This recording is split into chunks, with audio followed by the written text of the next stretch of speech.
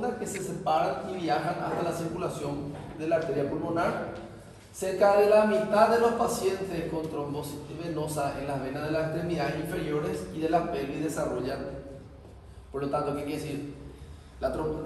Para evitar la embolia pulmonar hay que evitar la trombosis venosa profunda. Por eso es que personas que tienen factor de riesgo para tener trombosis venosa profunda tienen que recibir profilaxis de esa situación. La gran mayoría puede ser asintomática cuando es pequeña, pero cuando es grande o son varios, ahí comienza a haber síntomas. Uso de catéteres venosos en permanencia también puede favorecer. La trombosis venosa profunda en las extremidades superiores normalmente ocurre por eso. Los pacientes que tienen catéter por efecto de diálisis o algún catéter puede producir una trombosis, pero el menos frecuente, el menos probable. Lo más frecuente es que sea de los miembros inferiores. Por lo general es letal por insuficiencia ventricular derecha progresiva, que es lo que produce una insuficiencia cardíaca masiva. Otra complicación a largo plazo es la hipertensión pulmonar que ya habíamos hablado previamente. ¿Qué quiere decir? Que la embolia pulmonar puede producir una hipertensión pulmonar. Es una de las causas. Entonces, ¿en quiénes nosotros vamos a pensar que puede tener una embolia pulmonar? Cuando una persona tiene inmovilización durante los viajes prolongados, quedarse mucho para tener, nosotros ya dimos la parte de hemato, ¿verdad? No, todavía no dimos en fisiopato, ya dimos hemato. ¿Se acuerdan que para que ocurra un coágulo o se detiene la sangre o se lesiona el endotelio o de repente la sangre está más viscosa? Entonces toda esa situación que hace por eso puede producir trombo. Entonces son los factores de riesgo para producir una tromboembolia. Una inmovilización durante los viajes prolongados puede producir eso, quedarse mucho tiempo quieto. Personas con cáncer, por el cáncer crea sustancias procoagulantes. La obesidad es un factor de riesgo, la misma obesidad crea sustancias procoagulantes que lesiona el endotelio. La obesidad es una enfermedad inflamatoria sistémica. El tabaquismo porque lesiona el endotelio y la cirugía. Por eso algunos pacientes que se sometieron a cirugía complicada de cadera necesitan tener profilaxis de trombosis venosa para no desarrollar embolia pulmonar. Los traumatismos, el embarazo, los anticonceptivos orales y las sustituciones hormonales y tener el síndrome de anticuerpo antifosfolípido. Si el paciente tiene estos factores y estas situaciones, entonces tiene riesgo. También tenemos las situaciones genéticas, los trastornos genéticos de la coagulación, por ejemplo la alteración del factor 5 del Leiden o la mutación de la protrombina. Son también cosas a tener en cuenta, solo que son cosas menos frecuentes, pero son. ¿Y en quiénes entonces hay que pensar? O sea, ¿cómo se manifiesta una embolia pulmonar? No es tan sencillo porque su sintomatología es una insuficiencia cardíaca aguda y como no es muy frecuente, no es muy fácil que el médico piense rápidamente en una embolia pulmonar. Y si no se piensa en una embolia pulmonar, para hacer el tratamiento se acorta el tiempo y el paciente puede llegar a la muerte. Por eso, para diagnosticar una embolia pulmonar hay que pensar que puede ser una embolia pulmonar. Y cuando nosotros pensamos, cuando tiene ese factor de riesgo y de repente viene con uno de estos síntomas. Antecedente de dolor progresivo en la pantorrilla. Una persona que de repente, lo más típico es que tenga un dolor a nivel de la pantorrilla, no quiere decir que siempre, y de repente tiene una disnea que no tenía, una disnea aguda, ¿sí? Puede ser también un dolor torácico, un dolor de pecho como un infarto, pero no ser un infarto. Puede venir con tos, hemóptisis y cuando es masiva incluso puede producir síncope. A veces no produce dificultad respiratoria, el paciente tiene una alteración del nivel de conciencia. Millones de cosas produce eso. Sin embargo, cuando eso ocurre en la embolia pulmonar, me habla de que el coágulo fue muy grande y la arteria fue el nivel de la base y es la de peor evolución. Por eso hay que tener en cuenta ante estos síntomas. Estos son los síntomas que pueden presentar y esto se ve en cualquier tipo de enfermedad cardiológica. Entonces hay que pensar por eso la embolia pulmonar. Pacientes con factor de riesgo con uno de estos síntomas, yo tengo que tener como diagnóstico diferencial la embolia pulmonar. ¿Por qué? Porque es una enfermedad que mata y mata en poco tiempo, en horas, no es en días, es en horas. En la exploración física, ¿qué podemos encontrar? El paciente puede tener taquipnea, taquicardia, incluso puede tener fibrícula, puede haber dilatación de la vena del cuello, que eso por una insuficiencia cardíaca. El P2 está intenso, puede tener hipotensión y cianosis, y esta situación, si el paciente está con hipotensión y cianosis, me habla de una TED masiva, por lo tanto, alta mortalidad. En el caso de trombosis venosa, muchas veces solo se revela hipersensibilidad a la pantorrilla, pero en los casos masivos se observa el edema pronunciado del muslo e hipersensibilidad inguinal. O sea, de repente, esos síntomas asociados a una trombosis venosa de miembro inferior. Una persona que tiene trombosis venosa de miembro inferior y tiene alguno de esos síntomas que nosotros hablamos, el sello de una embolia pulmonar prácticamente está.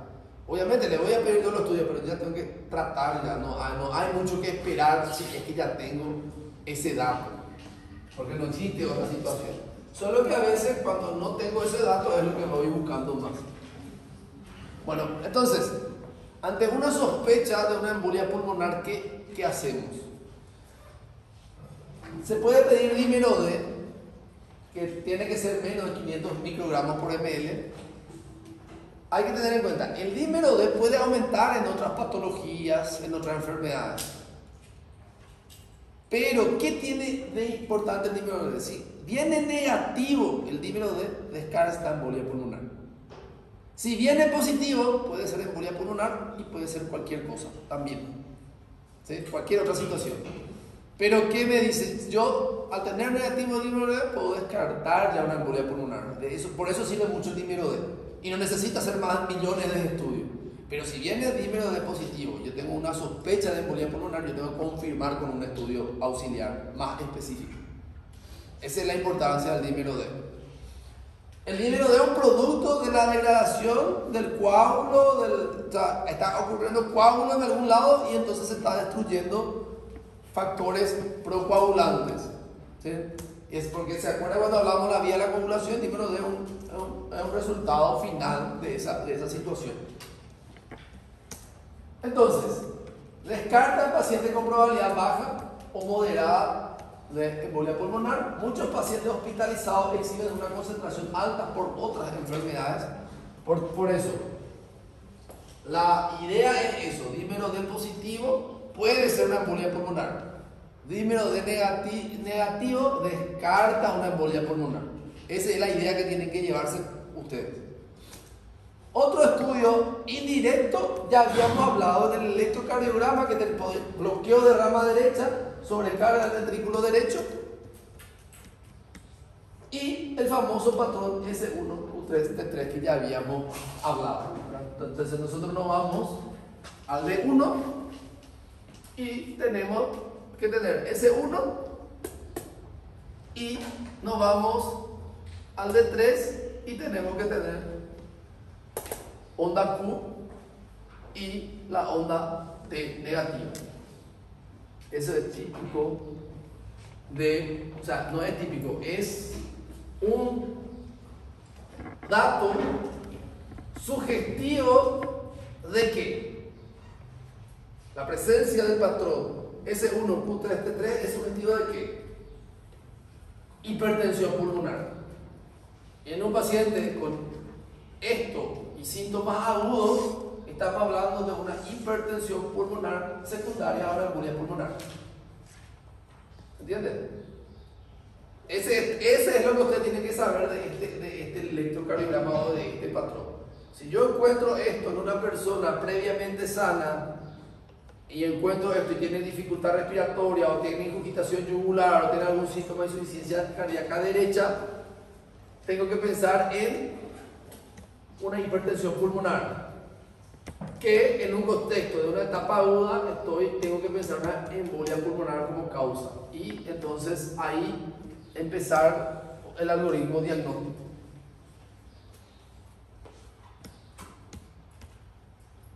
La ecografía de vasos venosos se usa para buscar coágulos en las venas. Si yo tengo síntomas de insuficiencia cardíaca, síntomas de hipertensión pulmonar agudo, me voy a buscar donde siempre se forma, o donde la gran mayoría de las veces se forman los coágulos, en las venas del miembro inferior. Si yo tengo síntomas de insuficiencia cardíaca o algún dato y tengo un coágulo en esto, no necesito hacer más estudios. Ya está el diagnóstico. Tenemos la causa y tenemos los síntomas. Con eso prácticamente ya se tiene que iniciar el tratamiento. Radiografía del tórax no es un método específico ni sensible, pero tiene algunos datos que me puede orientar a la embolia pulmonar. Solo que estos datos pueden estar solo en un 15 a 25%, no es que siempre están todas la embolia pulmonar. Es muy raro que se encuentren estos signos en la radiografía del tórax, pero cuando se encuentra, entonces es muy específico de esa situación. El signo de Palla, ¿qué es esto? ¿Qué es el signo de Palla? Un alargamiento de la arteria pulmonar derecha, o el signo de Westermann, que es esto que nosotros estamos viendo acá. O sea, lo que vemos es, si comparamos uno con el otro, esto vemos un pulmón bien vascularizado y acá un pulmón que algo está pasando, tiene una hipodensidad. Entonces, la vascularidad y la perfusión disminuida en la arteria pulmonar central, que acá vemos que está agrandado y acá no vemos nada de los vasos que acá se está viendo. Eso es el famoso signo de Westermann. Ahí tenemos entonces dos signos: el signo de Palla, donde vemos el alargamiento de la arteria pulmonar, y el signo de Westermann, que hay una alteración de la vascularización. ¿Por qué? Porque ocurrió una obstrucción previa a eso. Después podemos encontrar la atelectasia. La atelectasia es cuando colapsa el pulmón. En este caso no vamos a esperar una atelectasia masiva, puede haber una microatelectasia, ¿verdad? Entonces lo que se puede ver acá, en realidad usted no puede ver porque está muy abajo, tiene que estar más arriba, donde hay una área del pulmón colapsado, pero para poder entender también, acá podemos que el diafragma está un poco subida. Eso es un signo también indirecto de la atelectasia, cuando hay una hemidiafragma aumentada. Voy a ver si en la otra hay. Entonces, radiografía del tórax, miren. Acá, comparado con esto, menos vascularización. Acá podemos también ver el signo de Palla. Los dos signos podemos ver, el signo de Westermann y el signo de Palla, en una radiografía que puede estar aparentemente normal. Otro más, el signo de Palla. Lo mismo, que son signos que no se encuentran comúnmente, pero cuando se encuentra ayuda mucho. Esto, que es otro signo de una microatelectasia, el signo de Fleischner, una microatelectasia, que acá podemos ver también. Son signos muy sutiles y no van a ver frecuentemente. Entonces, si se ve eso con un paciente con sospecha, es característico. Ahora, el mejor estudio no invasivo para el diagnóstico de una embolia pulmonar es la angiografía de tórax con contraste. La tomografía de tórax con contraste es el mejor estudio no invasivo. Estudio principal de imagen para diagnosticar tromboembolia pulmonar. ¿Qué quiere decir? Viene el paciente, sospecha de embolia pulmonar. Le pido dímero D, es positivo. Yo le tengo que pedir entonces una radiografía de tórax con contraste. Y si yo veo lo que sucede acá, esto es la arteria pulmonar. ¿Por qué tiene que este color? Porque el contraste hace que la sangre tenga el color, una hiperdensidad, se llama hiperdensidad. Y estos son los coágulos, los que obstruyen el paso de la sangre. Entonces hay una falta de llenado arterial por una obstrucción. Y acá, estos son los coágulos. Prácticamente me muestra la embolia pulmonar. A veces puede ocurrir que produzca un infarto pulmonar, entonces yo en la parte parenquimatosa puedo ver el infarto pulmonar. Que acá nosotros vemos traducido en esto. ¿Cómo se llamaba este signo? Es un signo indirecto que acá está bien vascularizado y acá no. Así mismo. Hay otro estudio que puede reemplazar en caso de que no se pueda hacer una angiografía. No se usa mucho, en realidad en la práctica clínica yo nunca he visto que se haya usado acá en Paraguay, pero porque no todos los centros tienen, ¿verdad? La gammagrafía pulmonar de ventilación y perfusión. Esto sirve cuando no se puede realizar el contraste. Por ejemplo, el paciente tiene alguna alergia al contraste o de repente tiene una insuficiencia renal que puede agarrar y empeorar la parte renal y tiene contraindicación. Si tenemos esto, en esa situación sirve esto. Sería el equivalente a la angiografía con contraste, pero es un sustituto cuando no se puede utilizar. Se utiliza sobre todo en individuos que no toleran el medio de contraste endovenoso para la angiografía, la tomografía con contraste. La ecocardiografía es un estudio que me puede mostrar signos de hipertensión pulmonar, ¿se acuerdan cuando hablamos de eso? Y a veces pueden mostrarnos incluso signos indirectos, pero hay situaciones donde cuando no es masivo o en otra situación que la ecografía puede ser normal. Entonces por eso que la ecocardiografía no es el mejor método, pero a veces incluso ayuda. Cuando yo no tengo angiografía en mi hospital y en una situación aguda, puedo tener signos indirectos que de repente, ayudado a la clínica, el electrocardiograma, al dímero D, me puede dar más datos. La transesofágica es mejor que la transtorácica. La transtorácica valora la hipocinesia del ventrículo derecho con tromboembolia pulmonar moderada a grande. ¿Qué quiere decir? Para que yo tenga signos ecocardiográficos sugestivos, no es un patrón específico de embolia pulmonar, la embolia pulmonar tiene que ser de moderada a grave, o sea, el paciente tiene que estar medio delicado. La transesofágica para identificar grandes tromboembolias pulmonares centrales cuando no es apropiada el ataque de tórax con medio de contraste intravenoso, por ejemplo, en insuficiencia renal o alergia grave al medio de contraste. Entonces, en ciertas situaciones de la práctica clínica puede reemplazar a la tomografía de tórax con contraste.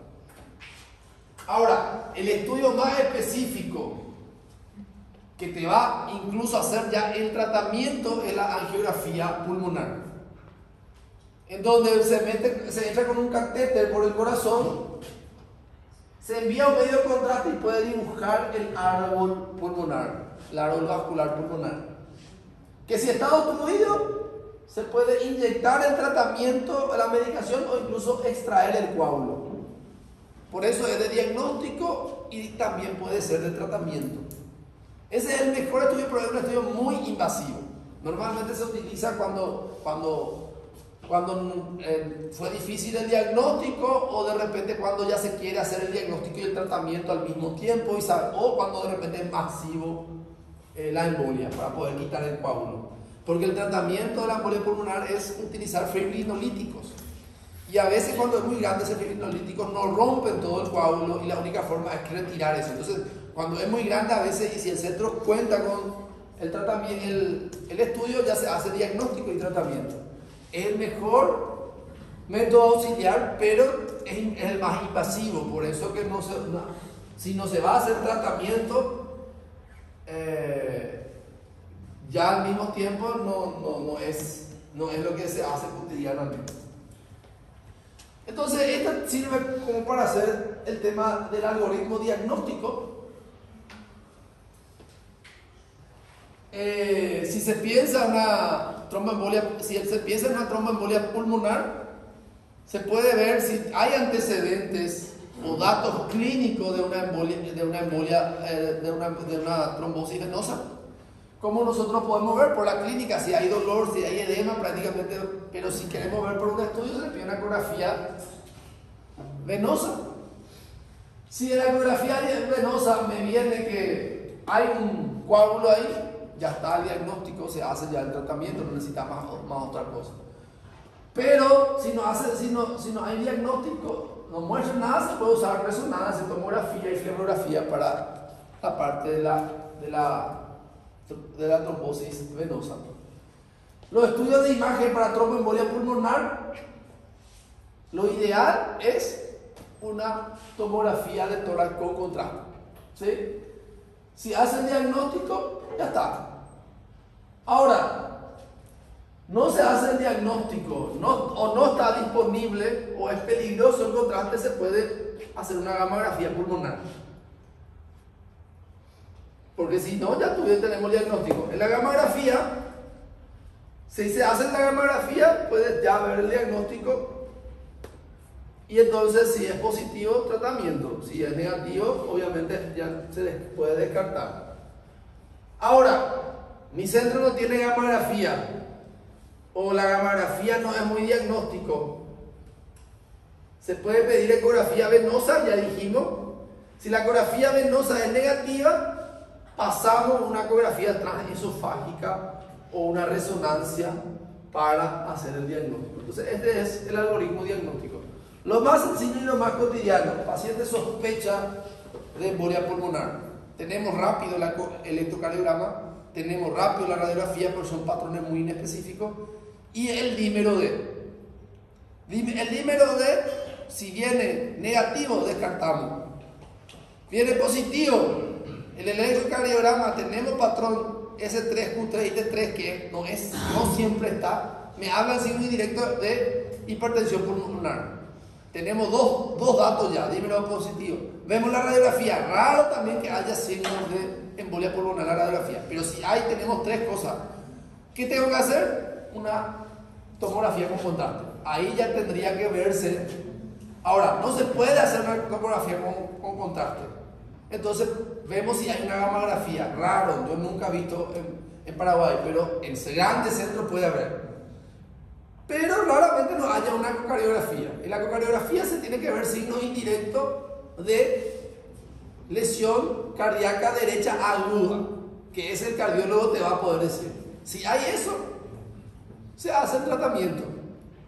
Ahora, ¿qué otra situación? El paciente puede venir con una trombosis venosa y tener síntomas. Si tiene trombosis venosa y síntomas, ya está. Si mi centro tiene una tomografía, le voy a pedir para confirmar, para que sea más fácil, pero no voy a retrasar el tratamiento. ¿Se entiende? Esas son las vías que se puede usar para... Esto del tratamiento no es para ustedes, pero les dejo acá para que ustedes, si quieran leer en sus noches de insomnio. Eso es embolia pulmonar. ¿Preguntas? Está positivo, mais sinais do eletrocardiograma. ¿Cómo? Perdón. ¿Dónde? Aqui. Ah. Quando o dímero está positivo, mas os sinais do eletrocardiograma ainda faz a tomografia? Tá. Si vos tenés, escuchen lo que dijo la compañera, por un ejemplo que puede ocurrir en la práctica normal. Dímero D positivo, electrocardiograma normal. Ella pregunta si aún se puede hacer tomografía. Si yo tengo una sospecha que hay una embolia pulmonar, tengo que hacer una tomografía toracocular. Porque el patrón de hipertensión pulmonar no está presente siempre. De hecho, raro es que esté presente ese patrón. El tema es que cuando está presente ese patrón, ya tengo dos datos, ¿verdad? Y si yo mi centro tiene el estudio, le voy a completar todo el estudio, pero ya tengo prácticamente. ¿Por qué? Porque el mejor método para el diagnóstico es la tomografía de contraste. Entonces, independientemente de que ya tenga todo, camine como pato, hable como pato, si mi centro tiene, yo tengo que hacerle una tomografía con contraste.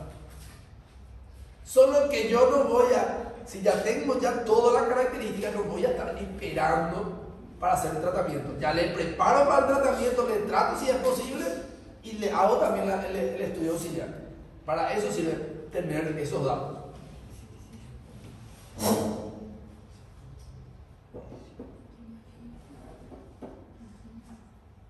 Ok. Y ahora vamos a dar una clase muy divertida e importante.